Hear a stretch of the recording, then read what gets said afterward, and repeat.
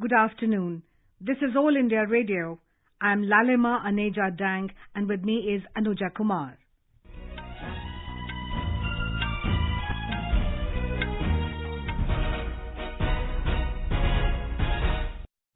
The headlines. Prime Minister Narendra Modi says government is focusing on coordinated effort to create robust health infrastructure in the country. Prime Minister asserts country's COVID fight has set an example as India saved many lives.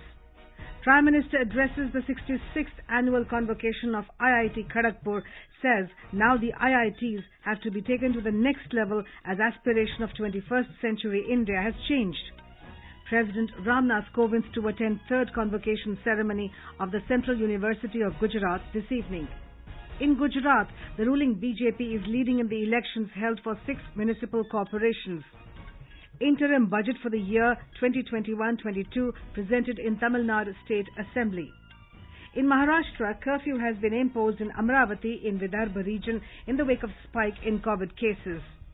COVID-19 vaccination figures cross 1 crore 17 lakh mark. COVID-19 recovery rate in the country stands at 97.24%, and Uttar Pradesh government to develop Jewar Airport as Asia's biggest airport with 6 runways.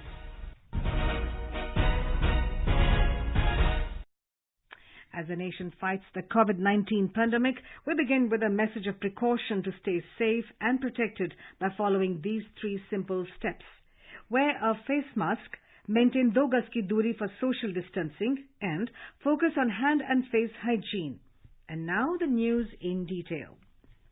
Prime Minister Narendra Modi said that the government has created a robust health infrastructure in a short span of time during the COVID-19 situation. He said extensive network of testing labs have been created with the coordinated efforts of government and the private sector, which helps in effectively dealing with coronavirus disease.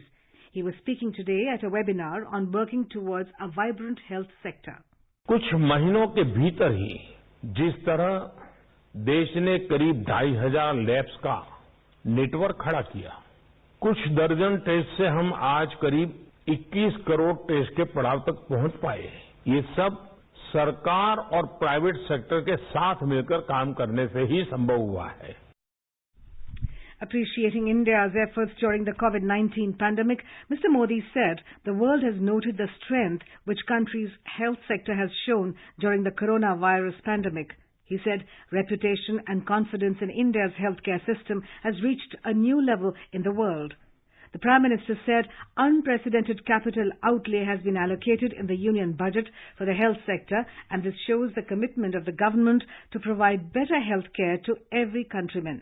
He said strengthening of health infrastructure is necessary to effectively deal with COVID-19 like health disaster in the future.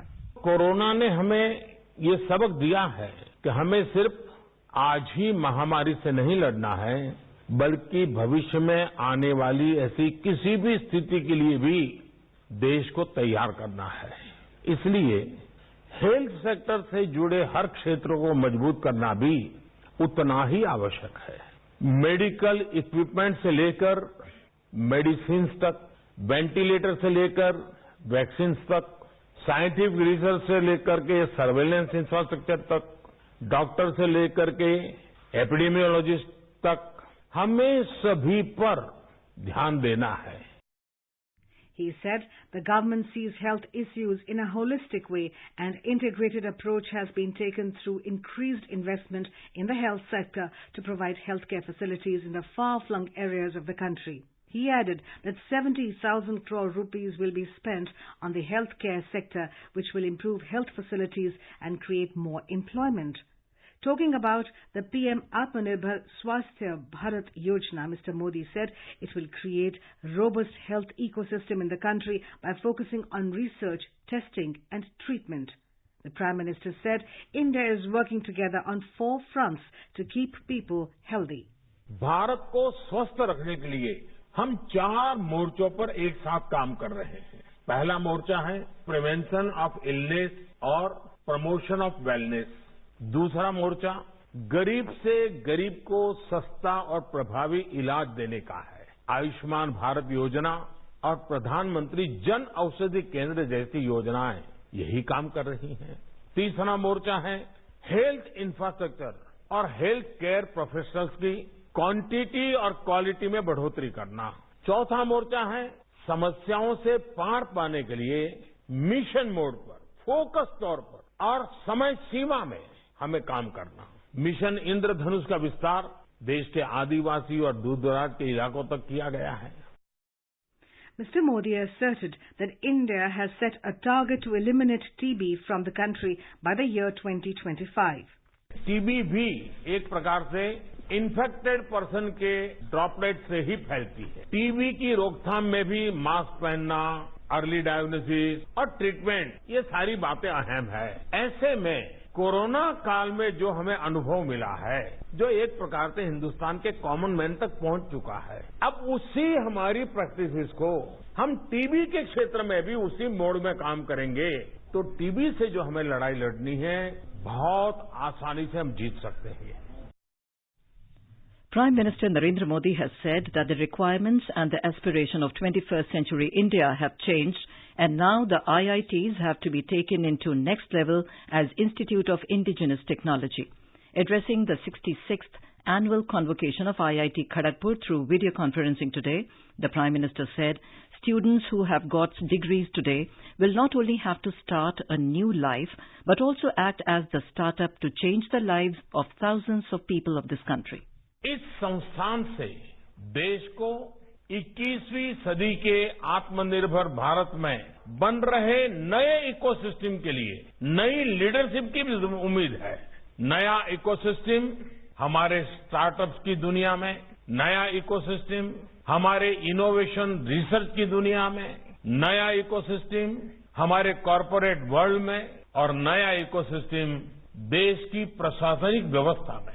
इस campus से निकलकर आपको सिर्फ अपना नया जीवन ही start नहीं करना है, बल्कि आपको देश के करोड़ों लोगों के जीवन में बदलाव लाने वाले स्वयं में एक स्टार्टअप भी बनना है।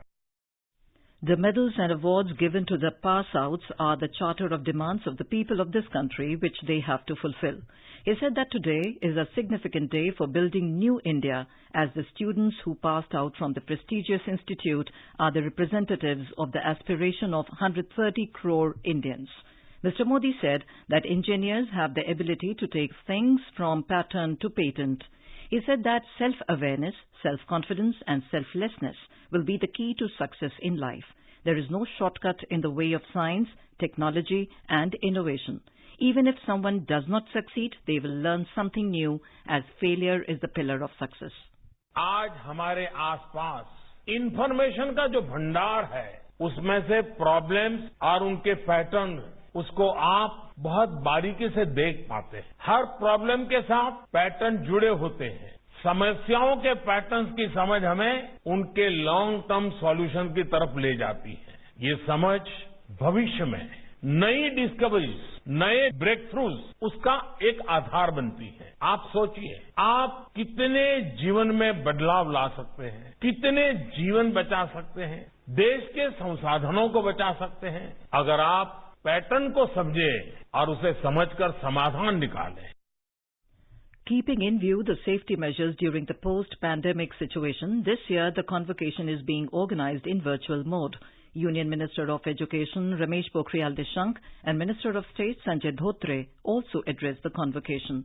75 students, including 9 Institute Gold Medal winners and 66 Institute Silver Medal winners, were awarded in person, while more than 2,800 students were awarded degrees in online mode.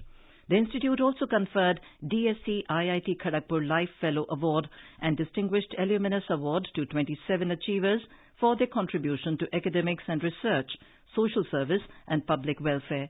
Dr. Randeep Guleria, Director, All India Institute of Medical Sciences, New Delhi; Dr. E. Sridharan, former Managing Director of Delhi Metro Rail Corporation; and Swami Atma Priyanand Maharaj, former Vice-Chancellor, Ramakrishna Mission Vivekanand Educational and Research Institute, were among the dignitaries felicitated today. President Ramnath Kovind has reached Gujarat on a 2-day visit to the state. He was received by the Governor of Gujarat, Acharya Devvrat, Deputy Chief Minister Nitin Patel, among others, at the Ahmedabad airport on his arrival. During his two-day visit, the President will grace a third convocation ceremony of the Central University of Gujarat at Gandhinagar later today.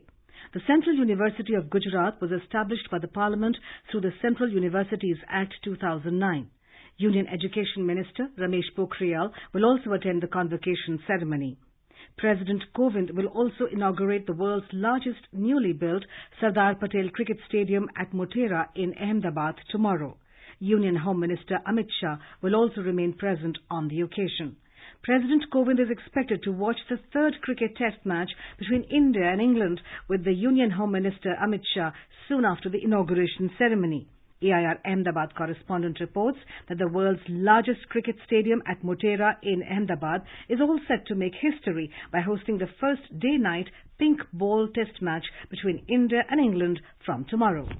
Despite the COVID-19 pandemic and only 50% spectators to be allowed inside the stadium, the people of Ahmedabad are very enthusiastic to watch the cricketing action at the world's largest cricket stadium. The newly constructed Sardar Vallabhbhai Patel Stadium, popularly known as Motera Cricket Stadium, has a capacity to accommodate 110,000 spectators. The Motera Stadium, that spreads across over 64 acres of land, has 3 entrances. It has 76 air-conditioned corporate boxes with a seating capacity of 25 each, an Olympic-sized swimming pool and 4 dressing rooms, a parking area that can accommodate around 3,000 cars and 10,000 two-wheelers. The stadium also has a clubhouse with 55 rooms, gymnasium, indoor practice pitches and food courts. Instead of floodlights, LED lights have been installed on the roof of the Motera Stadium. Yogesh Pandya, AR News, Ahmedabad.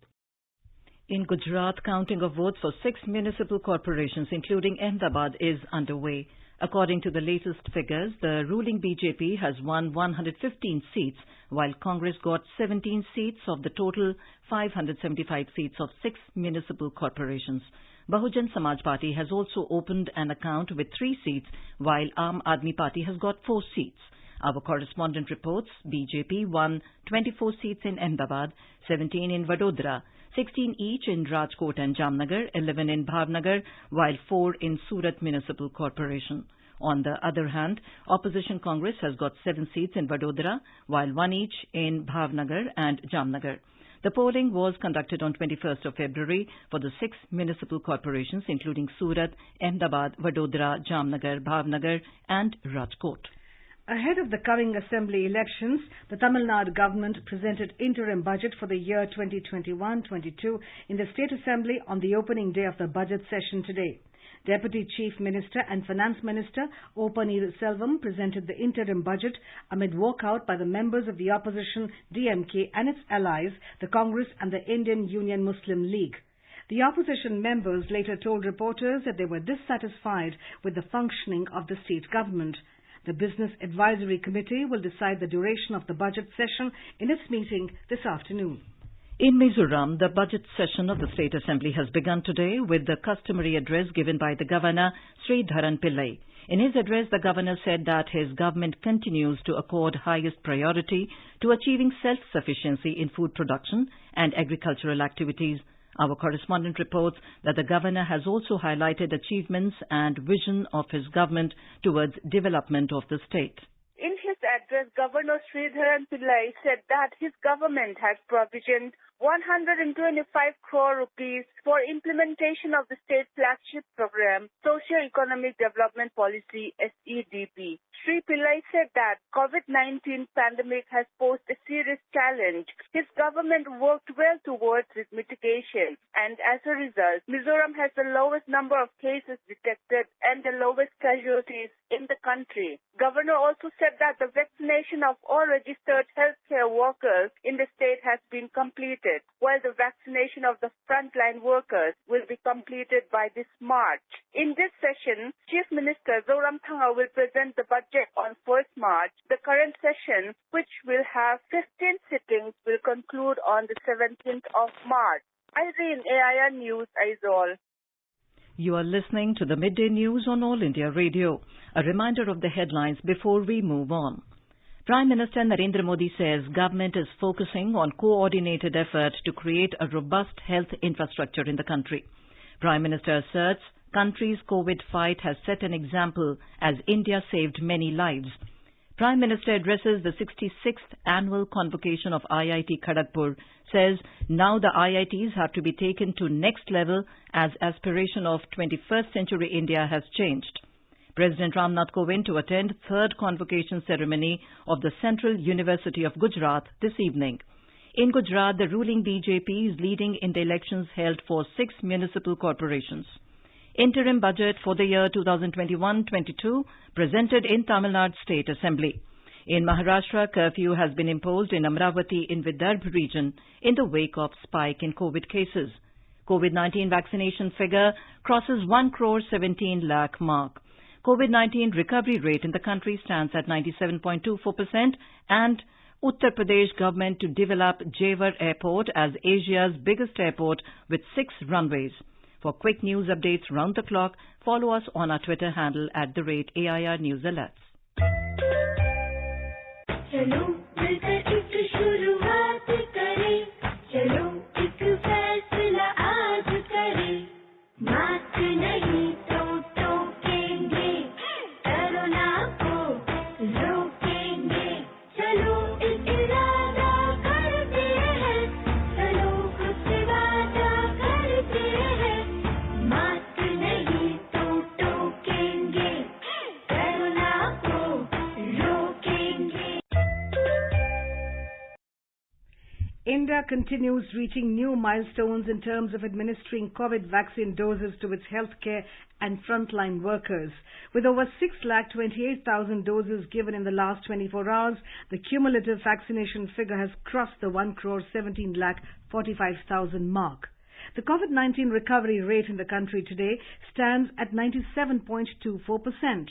The Health Ministry said in the last 24 hours, 13,255 people were discharged after recovery. Till now, over 1 crore 7 lakh 12,000 people have recovered from COVID-19 infection. In the last 24 hours, 10,584 new cases were reported. The number of active cases in the country stands at nearly 1,47,000, comprising nearly 1.34% of the total reported cases. The Health Ministry has informed that 78 deaths were reported in the last 24 hours due to COVID-19, taking the cumulative toll to 1,56,463.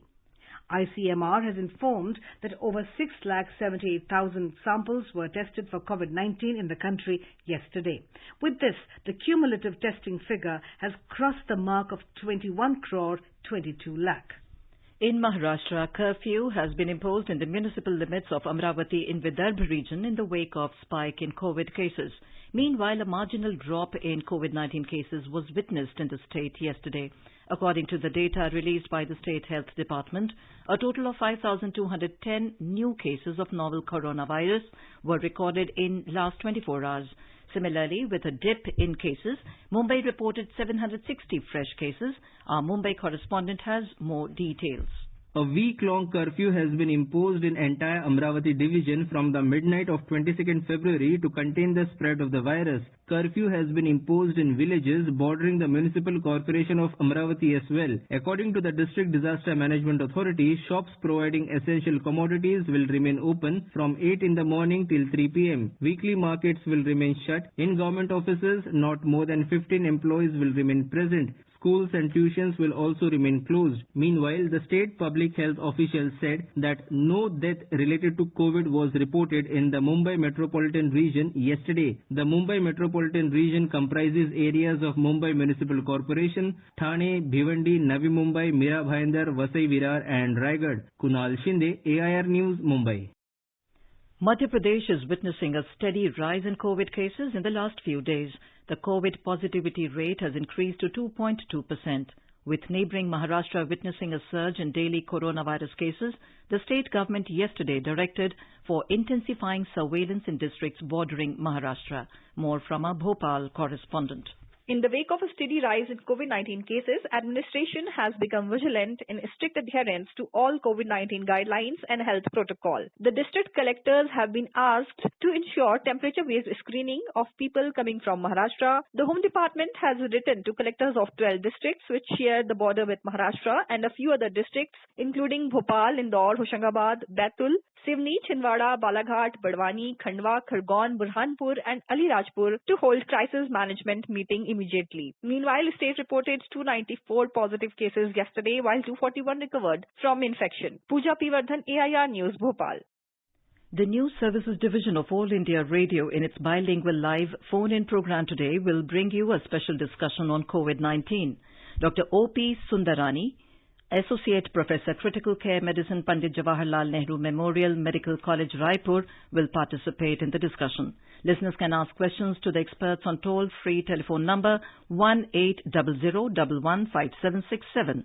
You can also ask questions on telephone number 011-2331-4444 and post queries on our Twitter handle @AIR News Alerts by hashtag AskAIR.